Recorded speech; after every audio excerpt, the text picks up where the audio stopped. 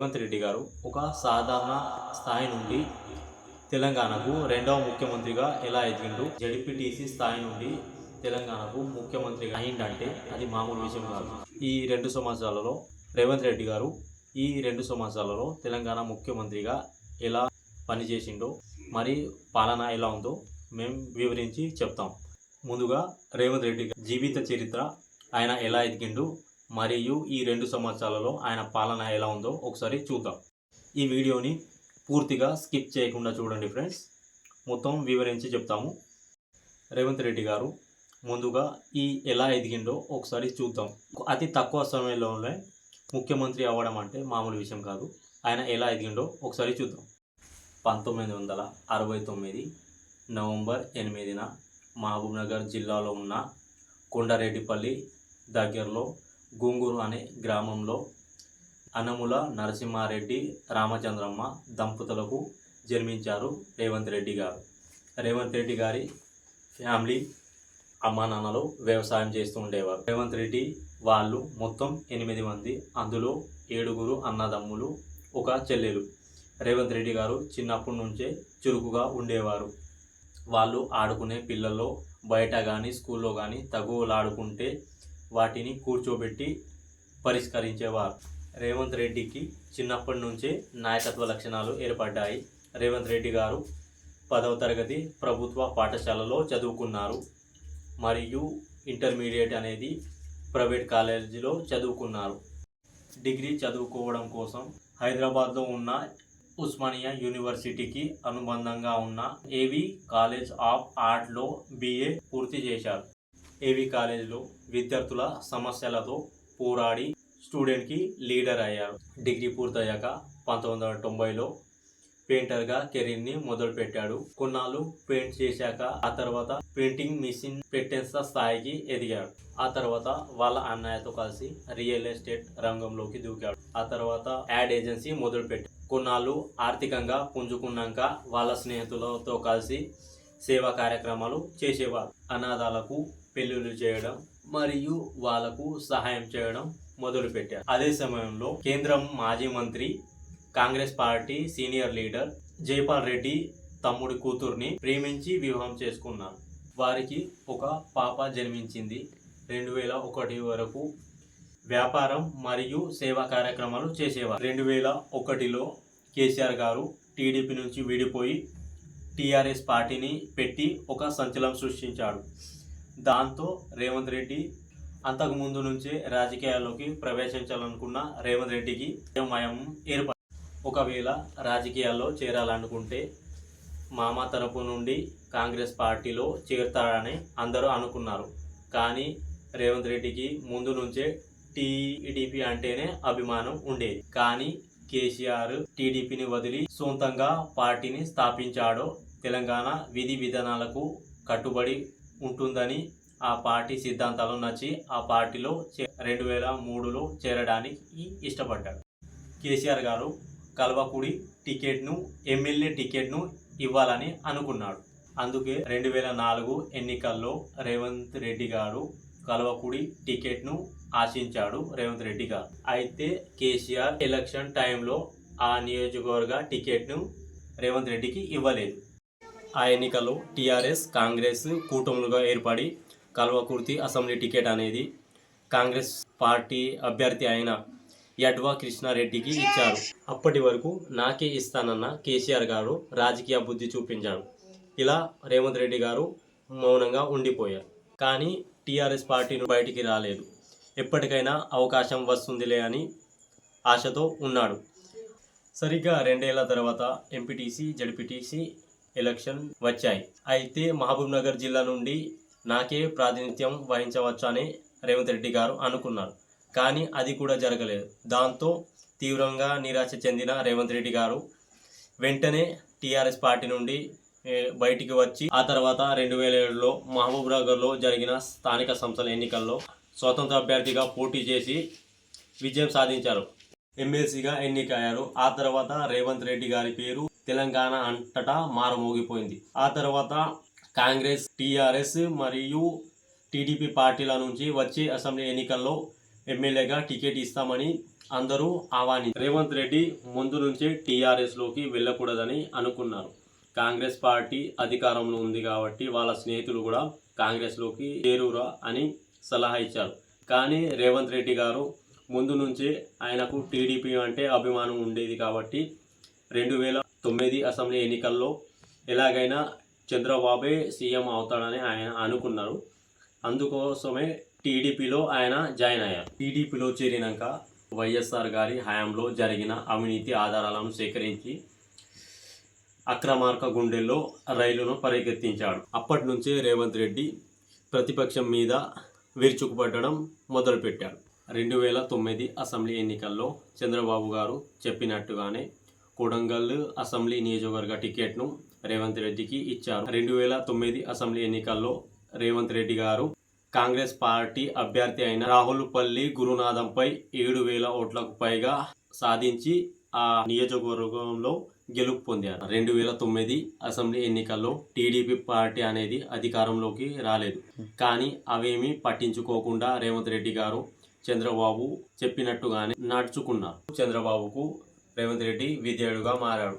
అసెంబ్లీలో వైఎస్ఆర్కు సమాధానానికి సమాధానం, కౌంటర్కు కౌంటర్ ఇస్తూ టీడీపీ నాయకులకు కాస్త బలాన్ని చేకూర్చారు. 2009లో వైఎస్ఆర్ గారి మరణం తర్వాత ఆంధ్ర రాజకీయాలు వేడెక్కాయి. అది అదనుగా భావించిన కేసీఆర్ గారు తెలంగాణ ఉద్యమాన్ని మొదలుపెట్టాడు. టీడీపీ పార్టీ పరిస్థితి అయోమయంలో పడింది. ఆంధ్ర ప్రజలకు మద్దతిస్తే తెలంగాణ ప్రజలకు కోపం వస్తుంది, తెలంగాణ ప్రజలకు మద్దతిస్తే ఆంధ్ర ప్రజలకు కోపం వస్తుంది.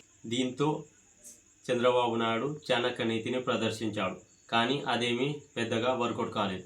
అలాంటి సమయంలో రేవంత్ రెడ్డి లాంటి నాయకులు చాలా ఇబ్బందులు ఎదుర్కొన్నారు. దాంతో చంద్రబాబు నాయుడు పైన అందరూ నాయకులు ఒత్తిడి చేయడం మొదలుపెట్టారు. ఇక చంద్రబాబు ఇది భావించి ఇక కాంగ్రెస్ పార్టీ తెలంగాణ ఇస్తుందని భావించి చంద్రబాబు గారు తెలంగాణకు మద్దతు ఇచ్చారు. అదైనా సీమాంధ్ర ప్రజలను నొప్పించకుండా. అయితే రేవంత్ రెడ్డి గారు అదే అదనుగా భావించి కాంగ్రెస్ పార్టీ మీద విరుచుకుపడ్డారు. తెలంగాణ ఇవ్వకపోతే కాంగ్రెస్ని బొంద పెడతాం, తెలంగాణ ఇవ్వకపోతే తెలంగాణలో నక్సలిజం పెరిగిపోతుంది అని ప్రచారం చేయడం మొదలుపెట్టాడు. రేవంత్ రెడ్డి గారు మాటల్లోనే కాకుండా చేతుల్లో కూడా ఘనుడే అని నిరూపించుకున్నాడు. ఏమిటంటే కొడంగల్ నియోజకవర్గం అనేది కాంగ్రెస్ హయాంలో అంతంత మాత్రమే ఉండేది. కానీ రేవంత్ రెడ్డి గెలిచాక కొడంగల్ నియోజకవర్గ రూపురేఖలను మార్చి చూపించిండు. దాంతో కొడంగల్ ప్రజలు మళ్ళీ 2014 అసెంబ్లీ ఎన్నికల్లో రేవంత్ రెడ్డిని గెలిపించారు.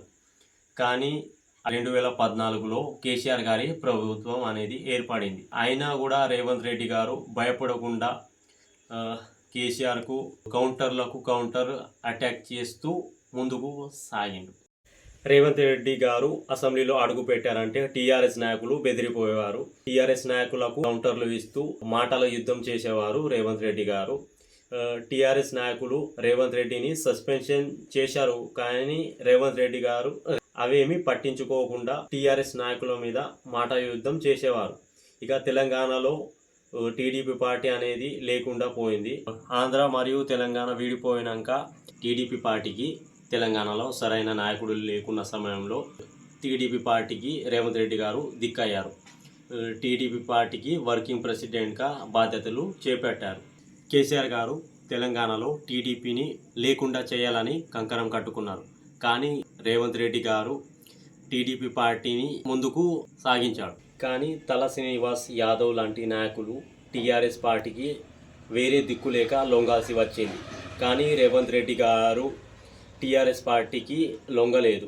దాంతో రేవంత్ రెడ్డి లొంగకపోవడంతో టీఆర్ఎస్ పార్టీకి కేసీఆర్ మరియు టీఆర్ఎస్ నాయకులు రేవంత్ రెడ్డి మీద ఫోకస్ చేశారు.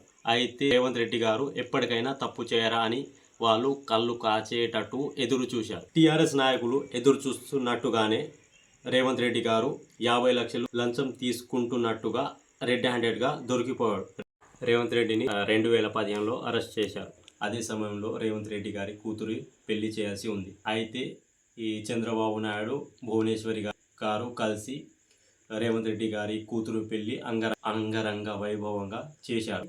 అయితే రేవంత్ రెడ్డి ఈ పెళ్లికి అతిథిగా వచ్చి తర్వాత జైలుకు వెళ్ళిపోయాడు. రేవంత్ రెడ్డి జైలుకి వెళ్ళిపోయాడు. కేసీఆర్ గారు రేవంత్ రెడ్డి సైలెన్స్ అయిపోతాడు అని అందరూ అనుకున్నారు. కానీ బెయిల్ మీద వచ్చి రేవంత్ రెడ్డి ఒక భారీ బహిరంగ సభ నిర్వహించారు. ఆ సభలో మాట్లాడుతూ రేవంత్ రెడ్డి గారు కేసీఆర్ గారి పాలన అంటే నిజాం పాలన అన్నట్టు ఆయన మీద మండిపడ్డాడు. అయితే ఆ సభలో తొడగొట్టి మరీ చెప్పిండు రేవంత్ రెడ్డి. ఏమన్నాడంటే కేసీఆర్ని ఖచ్చితంగా గద్దె దించుతా అని మాట ఇచ్చారు. ఆ సభతో అందరూ ఆశ్చర్యపోయారు. అయితే టీడీపీలో ఉంటే ఏం జరగదని అనుకున్న రేవంత్ రెడ్డి గారు టీడీపీ క్యాడర్ అనేది సర్వనాశనం అయిపోయింది అని రేవంత్ రెడ్డి మరియు చంద్రబాబు నాయుడు గారు అనుకున్నారు. చంద్రబాబు నాయుడు గారు 2018 అసెంబ్లీ ఎన్నికల్లో కాంగ్రెస్తో పొత్తు పెట్టుకోవాలని లోపాయకారి ఒప్పందాన్ని కుదుర్చుకున్నారు. చంద్రబాబు నాయుడు గారు 2018లో కాంగ్రెస్లోకి రేవంత్ రెడ్డిని చేర్పించాడు. ఇదంతా చంద్రబాబు నాయుడు గారి ప్లానే. కానీ ఇది ఘోరంగా 2018లో ఈ ప్లాన్ అంతా ఘోరంగా ఫెయిల్ అయింది. ఏ పార్టీకి వ్యతిరేకంగా టీడీపీ పార్టీ పుట్టిందో ఆ పార్టీతోనే పొత్తు పెట్టుకున్నారని అందరూ ప్రజలు అనుకున్నారు. అయితే చంద్రబాబుని అందరూ తిట్టి దుమ్మేశారు. కాంగ్రెస్తో కలవకపోతే చంద్రబాబుకి కొంచెమైనా గౌరవం అనేది ఉండేది. ఇక రేవంత్ రెడ్డి గారు టీడీపీ పార్టీని తిడితే నేను సహించని, మరియు చంద్రబాబు గురించి తక్కువగా మాట్లాడితే నేను సహించని అని ఒప్పందం కుదుర్చుకొని కాంగ్రెస్లోకి చేరాడు. రేవంత్ రెడ్డి గారిని ఓడించడానికి కేసీఆర్ ఏమీ తక్కువ తినలేదు. కొడంగల్ నియోజకవర్గం మీదనే అంతా ఫోకస్ పెట్టాడు. మొత్తం స్నేహితులను కొనేసి దాదాపుగా ఒక నియోజకవర్గానికి 150 కోట్లు అనేది ఖర్చు చేశారు. ఆ తర్వాత రేవంత్ రెడ్డి గారు ఆ నియోజకవర్గంలో ఓడిపోయిన రేవంత్ రెడ్డి ఓడిపోయిన అదరలేదు బెదరలేదు. కాంగ్రెస్ పార్టీ 2018లో చిత్తుగా ఓడిపోయిన టీఆర్ఎస్ పార్టీ ఘన విజయం సాధించిన రేవంత్ రెడ్డిలో ఫైర్ అనేది తగ్గలేదు. అదే వేడి అదే జోడి. ఆ తర్వాత 2019లో జరిగిన లోక్సభ ఎన్నికలు మల్కాజ్గిరి లోక్సభ నుండి పోటీ చేసి 10,000 ఓట్ల పైగాతో మెజార్టీతో గెలిచి సత్తా చాటాడు. టీఆర్ఎస్ నాయకులు ఈ విజయంతో ఈడెవడ్రా పొట్టోడే కానీ గట్టోడ్రా బాబు అని అందరూ అనేటట్టు రేవంత్ రెడ్డి ఘన విజయం సాధించి చూపించారు. ముఖ్యంగా టీఆర్ఎస్ శ్రేణులు ఎంతో బాధపడిపోయారు. ఈ లోకల్ ఎమ్మెల్యేగా అయితే ఓడిపోయాడు కానీ ఈ ఢిల్లీలో మాత్రం గెలిచాడు అనేటట్టు టీఆర్ఎస్ శ్రేణులు కేసీఆర్పై భయపడకుండా మాటల యుద్ధం మరియు యుద్ధం చేసిన వీరుడు ఎవరైనా ఉన్నారంటే అది రేవంత్ రెడ్డి మాత్రమే. టీఆర్ఎస్ పార్టీని మరియు టీఆర్ఎస్ నాయకులను బలహీనపరుస్తూ కాంగ్రెస్ పార్టీని బలాన్ని చేకూరుస్తూ కాంగ్రెస్ పార్టీని ఎక్కడో మూలకాడ ఉన్న దాన్ని అతి తక్కువ సమయంలోనే కాంగ్రెస్ పార్టీని పైకి లేపించి 2023 డిసెంబర్ నాడు జరిగిన అసెంబ్లీ ఎన్నికల్లో ఘన విజయం సాధించి ఆయన స్థాయి ఏందో నిరూపించుకున్న రేవంత్ రెడ్డి గారు. ఇదే ఆయన కథ. మరియు ఈ 2 సంవత్సరాలలో రేవంత్ రెడ్డి గారి పాలన ఎలా ఉందో ఒకసారి చూద్దాం. రేవంత్ రెడ్డి గారు ముందుగానే చెప్పినట్టు తొడగొట్టి మరీ చెప్పిండు. ఏమిటంటే కేసీఆర్ గారిని గద్దె దించుతా అని చెప్పిండు. 2023లో టీఆర్ఎస్ పార్టీ అనేది ఘోరంగా ఓడిపోయింది. ఘన విజయం సాధించి ఆయన సత్తా ఏంటో, రేవంత్ రెడ్డి సత్తా ఏంటో తెలంగాణకు 2వ సీఎంగా రేవంత్ రెడ్డి గారు 2023లో నియమితుడయ్యారు. రేవంత్ రెడ్డి గారి ఈ 2 సంవత్సరాలలో ఆయన పరిపాలన ఎలా ఉందో ఒకసారి 6 హామీలు, ఉచిత హామీలు అనేది 6 అనేది ఇచ్చారు. వాటిలో 1, 2 మాత్రమే సక్రమంగా పూర్తి చేశారు. అది ఒకటి మహిళలకు ఉచిత బస్సు మరియు ఇంకోటిది ఇంద్రమ్మ ఇల్లు. ఈ 2 మాత్రం రేవంత్ రెడ్డి గారు పూర్తి స్థాయిలో పూర్తి చేశారు. లేకపోతే ఈ మహిళలకు ఇస్తానన్నటువంటి 2,500 ఇవ్వలేదు, మరియు నిరుద్యోగులకు నిరుద్యోగ భృతి అనేది ఇవ్వలేదు, మరియు రైతు బంధు. ఈ రైతు బంధు అనేది ఎకరానికి 2 పంటలకు కలిపి 15,000 ఇస్తున్నారు. దాన్ని కూడా 12,000కు తగ్గించి ఒక్కసారి మాత్రమే ఇచ్చారు. 4 సార్లు రావాల్సిన రైతు బంధు ఒకసారి మాత్రమే ఇచ్చారు. ఈ 2 లక్షల వరకు రుణమాఫీ చేస్తా అని రేవంత్ రెడ్డి గారు ఎన్నికలకు ముందే ఈ మాట ఇచ్చారు. కానీ అది కూడా సక్రమంగా పూర్తి స్థాయిలో అది కూడా పూర్తి చేయలేకపోయారు. ఏదో ఒక 50% మాత్రమే ఇచ్చారు. మరియు ఇంకోటి ఏమిటంటే ఈ రైతులకు 24 గంటల కరెంట్ ఇస్తామన్నారు. అది కూడా అంత మాత్రమే. అది కూడా ఏదో ఇస్తున్నారంటే అది కూడా ఇస్తలేరు సక్రమంగా. అది కేసీఆర్ హయాంలో 24 గంటల కరెంటు మేము కూడా ఇస్తామని వాళ్ళు చెప్పారు, కానీ అది కూడా సక్రమంగా పూర్తి స్థాయిలో పూర్తి చేయరు. ఇది 2 సంవత్సరాలలో రేవంత్ రెడ్డి గారు ఇది ఎక్కువగా ఉచిత హామీలు ఇచ్చారు. అందుకోసమే ఈ కాంగ్రెస్ పార్టీ అనేది అధికారంలోకి వచ్చిందని చాలామంది అనుకుంటున్నారు. అది కేసీఆర్ గారు ఆయన తెలంగాణలో 10 సంవత్సరాల పాలనలో తెలంగాణకు ఎంతో అప్పు చేసి వెళ్ళిపోయాడు. కానీ ఈ రేవంత్ రెడ్డి గారు వచ్చి ఆయన కూడా ఈ ఎంతో అప్పు చేస్తూ అప్పులను పెరుగుకుంటూ పోతున్నాయి, కానీ ఆయన చెప్పిన పథకాలను వదిలేసి ఏదో ఆయనకు నచ్చినట్టుగా చేస్తున్నారు. ఈ మెస్సీని తేవడం అవసరమా? ఆయనకు 150 కోట్లు మరియు ఆయన విగ్రహాన్ని స్థాపించడం అవసరమా? మరియు ఇప్పుడు కూడా ఇంకో విషయం ఏమిటంటే తెలంగాణలో మహాత్మా గాంధీ గారి విగ్రహాన్ని పెడతారంట. ఎందుకు? అదేదో 500 కోట్లతో. అది 500 కోట్లు అనేది రైతులకు రైతు బంధు ఇవ్వచ్చు మరియు అనేక స్కీమ్లను ఇవ్వచ్చు. 500 కోట్లతో విగ్రహాన్ని పెట్టడం అవసరమా? మరి అపార్ట్మెంట్లను కూల్చివేసి విగ్రహాన్ని పెడతారంట. వాళ్ళను ఇబ్బంది పెట్టడం అవసరమా?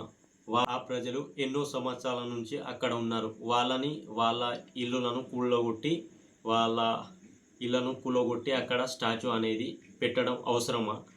ముందే తెలంగాణకు ఎంతో అప్పు ఉన్నదంటే 500 కోట్లు అప్పు 2 సంవత్సరాలలో మరియు యూరియా కొరత రైతులకు అనేక సమస్యలను క్రియేట్ చేస్తున్నట్టు ఆ రైతులకు అనిపిస్తున్నది రేవంత్ రెడ్డి గారు ఒక రెడ్డి గారి బయోగ్రఫీ మరియు ఆయన 2 సంవత్సరాల పాలన ఎలా ఉందో ఈ వీడియో ద్వారా మీకు తెలియజేశాము.